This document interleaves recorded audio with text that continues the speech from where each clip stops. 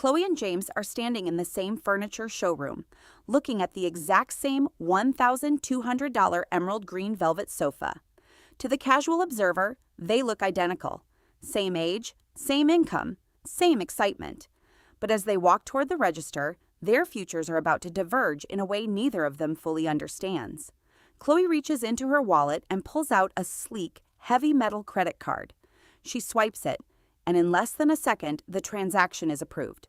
She feels an immediate rush, a high of ownership. She has the sofa, she has the status, and her bank account balance hasn't moved a single cent. To her brain, the sofa was practically free. James, however, pulls out an envelope of cash. As he counts out $1,200 bills, his heart rate actually spikes. He feels the physical weight of the money leaving his hands.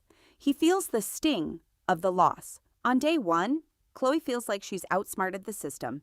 She has the luxury today and the cash in her pocket for tomorrow. James feels a little lighter, a little more cautious. But while they both have the same sofa, only one of them has just signed away a piece of their future freedom. To understand how Chloe and James ended up in that showroom, we have to look at their lives. Both are 28 years old, living in the same city and earning a respectable $60,000 a year. On paper, they are the same person, but their relationship with money couldn't be more different. Chloe is what the banking industry calls a high-potential customer. She's smart, ambitious, and loves the finer things. She's not reckless. She doesn't spend money she doesn't think she can pay back, but she views credit as a tool for optimization. To Chloe, waiting 6 months to save for a sofa is inefficient. Why wait when you can have it now and pay it off over time? She has 4 credit cards, all with high limits and rewards that promise her free flights and hotel stays. She feels in control because she manages her apps every morning, moving numbers around like a digital chess master. James, on the other hand, grew up watching his parents argue over the big yellow envelopes that came in the mail. He saw the stress that debt puts on a marriage, and he made a silent vow. If he couldn't buy it twice in cash, he couldn't afford it. James doesn't have a metal card. He has a simple debit card and a high-yield savings account he calls his Freedom Fund. While Chloe's apartment is filled with the latest tech and trending decor, James's place is a bit more sparse. He's still using a desk he found on Facebook Marketplace, and his TV is 5 years old. To his friends, James looks like he's struggling, or maybe just a bit boring. Chloe looks like she's winning at life. She's the one posting photos of her new sofa, her weekend trips, and her designer shoes. But there is an invisible scoreboard running in the background, and right now, Chloe is about to discover that the optimization she's so proud of has a very steep price. There's a reason Chloe felt a rush, while James felt a sting. Neuroscientists call it the pain of paying. When you hand over physical cash, the insula, the part of your brain associated with negative emotions and physical pain, actually lights up. Your brain views losing cash as a threat to your survival. But credit cards are a psychological anesthetic. When Chloe swipes that metal card, her brain doesn't register a loss. It only registers the gain, the soft velvet of the new sofa. The bill doesn't arrive for 30 days, and in the world of human evolution, 30 days is an eternity. This is why Chloe feels richer than James. She has the $1,200 sofa, and she still has the $1,200 in her checking account.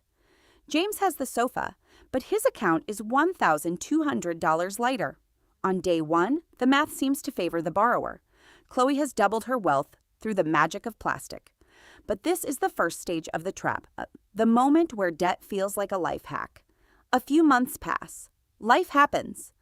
Chloe's car needs new tires. She buys a plane ticket for a friend's wedding, and suddenly, that $1,200 sofa isn't her only balance.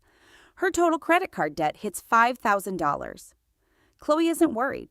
She looks at her app and sees a minimum payment due of just $125. I can handle that, she thinks. It's less than her monthly coffee budget. She feels a sense of relief.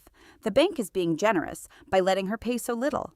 But this is where the math of the trap becomes predatory. Let's look at the scoreboard the banks don't want you to see. Chloe's interest rate is 25%, the average for 2026.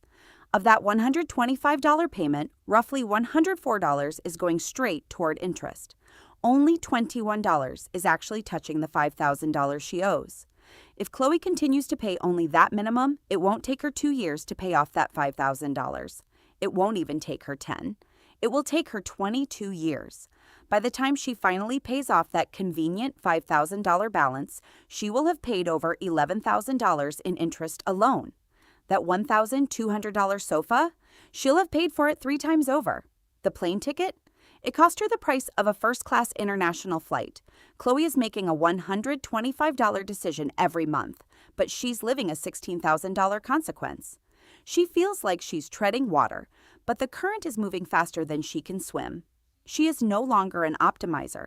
She is now a revolver, a permanent source of profit for the bank, and a prisoner to her own past choices. 1 year has passed since the day in the furniture showroom.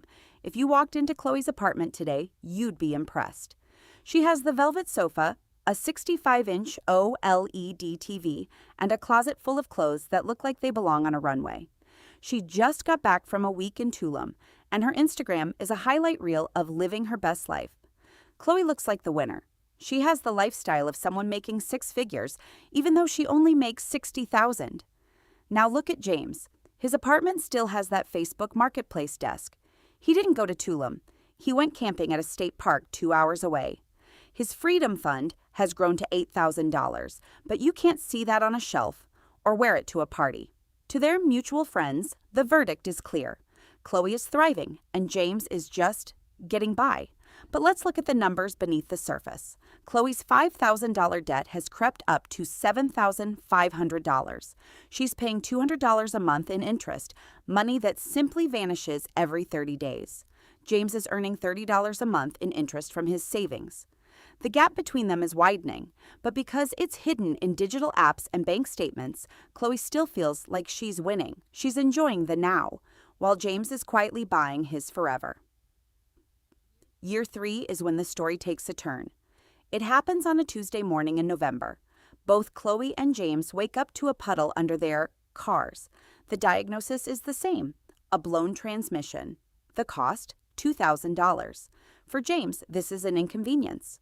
He opens his Freedom Fund app, transfers $2,000 to his checking account, and pays the mechanic. His heart rate doesn't even move. His savings account is a little lower, but his life remains exactly the same. He has bought himself the luxury of not caring. For Chloe, this is a crisis. Her checking account is near zero because she's been aggressive with her lifestyle.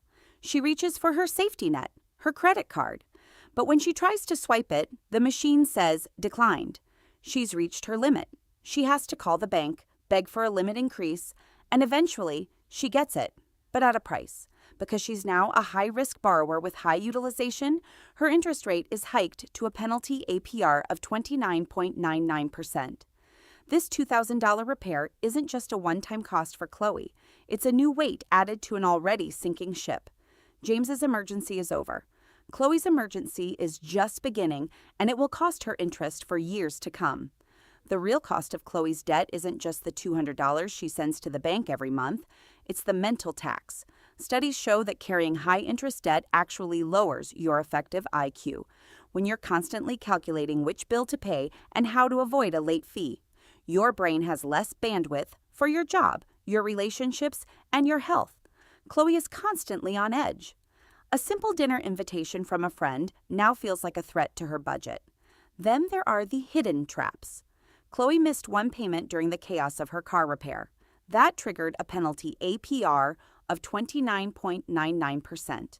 Now, nearly 30 cents of every dollar she owes is being eaten by interest.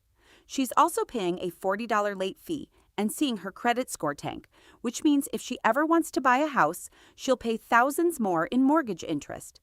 Chloe isn't just paying for a sofa anymore. She's paying a tax on her peace of mind. 5 years have passed. The emerald green sofa in Chloe's apartment is now faded, the cushions are sagging, and the new car smell from her Tulum trip is a distant memory. But the debt? The debt is still there. In fact, it's grown. Between the car repair, the interest, and the occasional treat-myself purchase, Chloe now owes $12,000. She's paying $300 a month just to keep the balance from growing. She owns nothing but receipts and stress. James's apartment looks different, too. He finally replaced that Facebook Marketplace desk with a high-quality walnut one, paid for in cash. His Freedom Fund has hit $25,000, and because he's been investing the surplus, it's starting to grow on its own. The reversal is complete. James has the same quality of life as Chloe now, but he has zero stress and a 5-figure safety net. Chloe has the same stuff, but she's trapped in a cycle where she's working 40 hours a week just to pay for things she doesn't even like anymore. It would be a lie to say that credit cards are always a trap. There is a small group of people, the banking industry calls them transactors, who actually win the game. These are the people who use their cards for every purchase, harvest the 3% cashback, enjoy the free airport lounges, and then pay the balance in full every single Tuesday. For them, a credit card is a high-performance tool that provides fraud protection and free money. If you have the discipline of a monk and the organization of a spreadsheet, credit cards can work for you. But here is the uncomfortable truth. The entire credit card industry is built on the fact that most people think they are transactors, but eventually become revolvers. The banks aren't offering you free flights out of the goodness of their hearts. They are offering them because they know that life happens.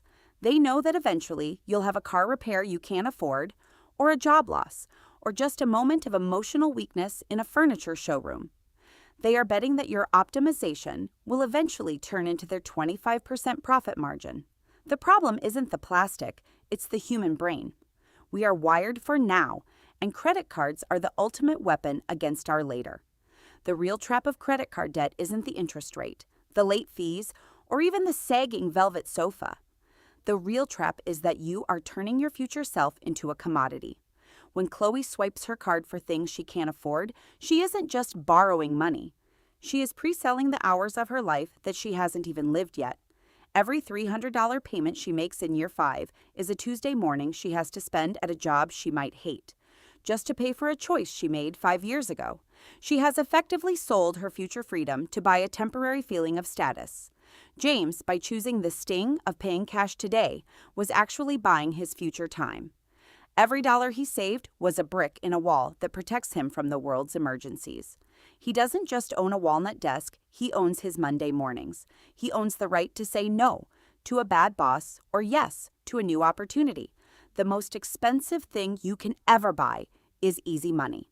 Because the deal is never finished when you sign it, it's only finished when you calculate the end. So the next time you're standing in that showroom and someone slides a monthly payment across the desk, ask yourself the only question that actually matters.